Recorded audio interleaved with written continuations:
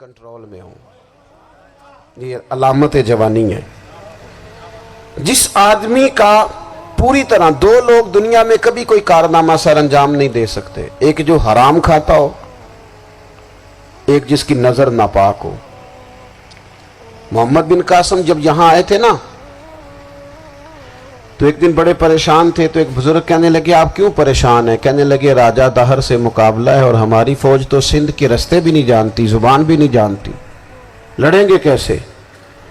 دو چار دن کے بعد ان بزرگوں کی دوبارہ محمد بن قاسم سے ملاقات ہوئی تو بڑے خوش تھے۔ کہا اب آپ کیوں خوش ہیں؟ کہنے لگے وہ میرا مقابلہ نہیں کر سکتا، میں نے تحقیق کر لی ہے۔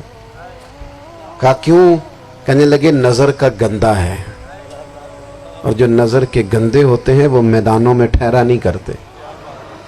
میدان کے لیے نکلنے کے لیے پاک جوانی کی ضرورت ہوتی، تطہیر مزاج ہونا ضروری ہوتا ہے، پاکیزہ افکار اور سچی اور سچی ستھری سوچوں کا ہونا ضروری ہوتا ہے۔ اس لیے فرمایا کہ میرا مقابلہ نہیں کر سکتا۔ حضرت عبداللہ ابن حذافہ کمرے میں تھے تو وزیر کی بیٹی اندر سجی سنوری پہنچ گئی۔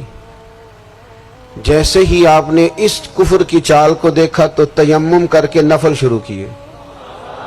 وہ ساری رات بیٹھی رہی، رب کا بندہ ساری رات عبادت کرتا رہا۔ عبادت بڑا سہارا ہے، مصلی بڑا سہارا ہے اللہ کے بندوں۔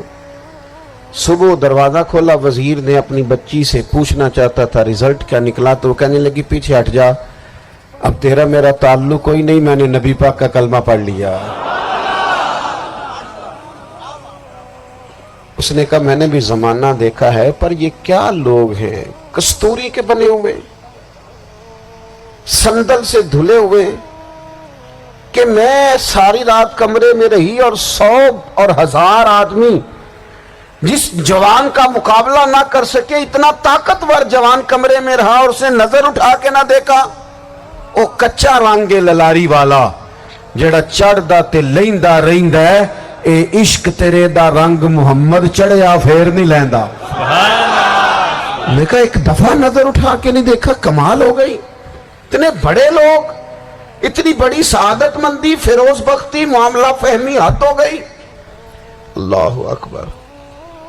دوستو بادشاہ جب پوری طرح ہار گیا نا، اس نے کہا مار دو۔ تیل گرم کیا ایک کڑاہی میں، اور جب آپ کو اس میں ڈالنے لگے تو آپ کی آنکھوں میں آنسو آ گئے۔ بادشاہ کا خیال ہوا شاید نرم ہو گئے ہیں، کہنے لگا روئے کیوں؟ فرمانے لگے سوچتا ہوں جان ہی ایک ہے، کتنا مزہ ہے اس کی راہ میں جان دینے کا، کتنی لذت ہے اس کے نام پر مرنے میں، کتنا لطف ہے۔ جے تو چڑھیا اتے دار بھی نہیں تے جے تو وکیا عشق بازار بھی نہیں، تے ایڈا سستا سودا پیار بھی نہیں، تے ایڈا سستا لبدا یار بھی نہیں۔ کئی جنگل گانے پیندے نہیں، کئی دوزخ لنگنے پیندے نہیں، جے وہ اس ملوں بھی مل جاوے ایدو سستا ہور بپار بھی نہیں۔ تے کچھ سمجھ نہ آوے لوکانوں وہ کادے نال شہید کرے، ڈٹھی یار دے ہاتھ تلوار بھی نہیں، پر او دا خالی جاندہ وار بھی نہیں۔ کہنے لگے ایک جان ہے نا، تو دل کرتا ہے ہزاروں ہوتی تو ایک ایک کر کے محبوب کے نام پہ قربان کرتا، جب میرے پاس ہے ہی ایک، کروں کیا؟ حضرت عبداللہ ابن حذافہ رضی اللہ تعالیٰ عنہ جب روئے اور بادشاہ نے یہ بات سنی تو بادشاہ اٹھ کے کھڑا ہو گیا، سارے وزیروں مشیروں کو کہنے لگا تم نے کہا تھا نا بندہ ضائع کرنے والا نہیں، یہ بھی ضائع کرنے والا نہیں۔ کہنے لگا میرا ماتھا چومو، تم جیسے لوگوں کو قتل نہیں کرنا چاہیے، آزاد کرنا چاہیے۔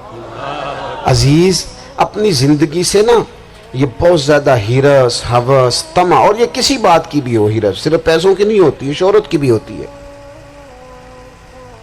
یہ بیماری انسان کو اقتدار کی بھی ہوتی ہے، تعریف کی بھی بیماری ہوتی ہے، یہ سارے نقص ہوتے ہیں لوگوں کو، اور معاذ اللہ بعض جبوں کبوں کے اندر بھی ہوتے ہیں، وہاں بھی پنپتے۔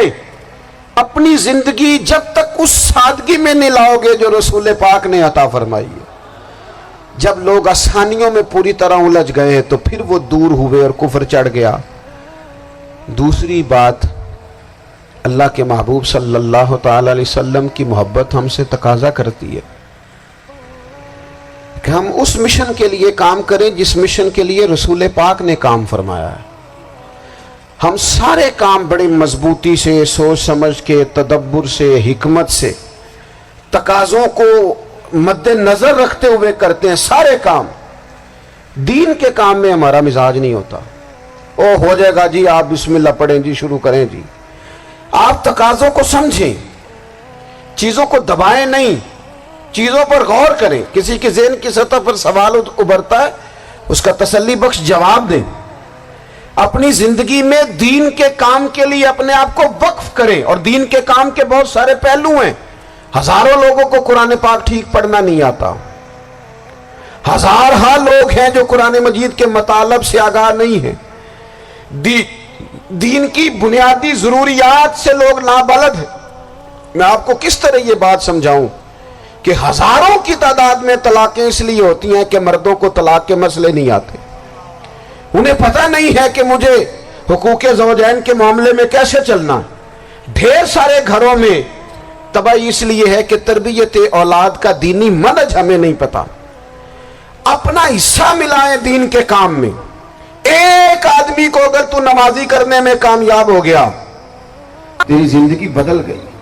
وہ دین بیزار لوگ جو ہمارے بیچ بیٹھ کے ہماری نوجوان نسل کو پگڑی اور داڑھی کا نام لے کے بنیادی طور پر دین سے دور کرتے، ایسے نوجوانوں کو دین کا پیغام محبت دے کر دین کے قریب کرنا ہماری ڈیوٹیوں کا حصہ ہے۔ ہمیں ذمہ داری کا احساس کرنا پڑے گا، ہمیں یہ خاص قدم اٹھانا پڑے گا، توجہ دینی پڑے گی۔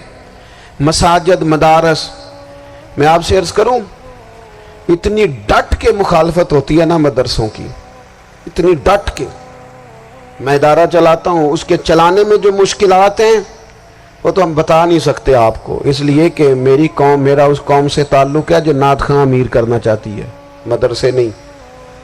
ہاں، نقیب خطیب پیدا کرنا چاہتی ہے، شعر و شاعری کی زندگی کو پروان چڑھانا چاہتی ہے۔ فقط ہمارا ان لوگوں سے تعلق ہے جو لاکھوں کروڑوں روپیہ محافل پہ لگائیں گے، اور قاری صاحب بیچارے اگر مسجد کا کوئی ہونے والا کام کسی وقت بتا دیں گے تو وہ بڑی مشکل آ جائے گی ان کے لیے۔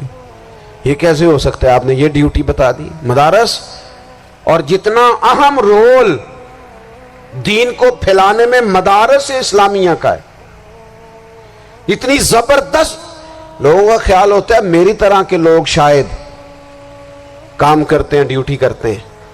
یہ 10-15 لوگ آپ کو نظر آتے ہیں جو آپ کو کہیں میڈیا پر یا ادھر ادھر ڈیوٹی کرتے، مخلص لوگ اپنی جگہ پہ، وہ بھی بڑا ہی کام کر رہے ہیں، جو میڈیا پہ آ کے بھی اخلاص سے اور درد دل سے کوئی دین کی، ان کی بھی کسی بات کی حوصلہ شکنی نہیں، لیکن ہزارہا اساتذہ جو مدارس میں بیٹھ کے پڑھاتے ہیں، جنہوں نے وہ سارے لوگ تیار، آپ سمجھ نہیں سکتے کتنا بڑا کام۔ حفظ کا استاد جو ہوتا ہے نا، اس کی ڈیوٹی 24 گھنٹے ہوتی ہے، فجر سے پہلے، اور اس نے بچوں کو اٹھانا ہے۔ تنخواہ تو ہم انہیں دینا نہیں نہ چاہتے جی، تنخواہ نہیں دے دی انہوں نے، ہمیں مولوی امیر نہ ہو جانا، مولوی نو تے سوٹ بھی 27ویں والی رات دے ہے تاکہ کدھر سوان کے عید والے دن پا نہ لوے، چونکہ 27ویں تو بعد تو درزی پھڑتا ہی کوئی نہیں، کیوں حضرت؟ ایسا ہی ہے نا، اس وقت تو نہیں نہ لیتا، تو ہم چاہتے ہیں مولوی ہماری مرضی کے ہماری طرح کا سوٹ نہ پہن لے۔ مدارس کی مضبوطی آپ یہ دیکھ لیں، یہ صلاح الدین ایوبی کا تعلق بھلا کس چیز سے تھا؟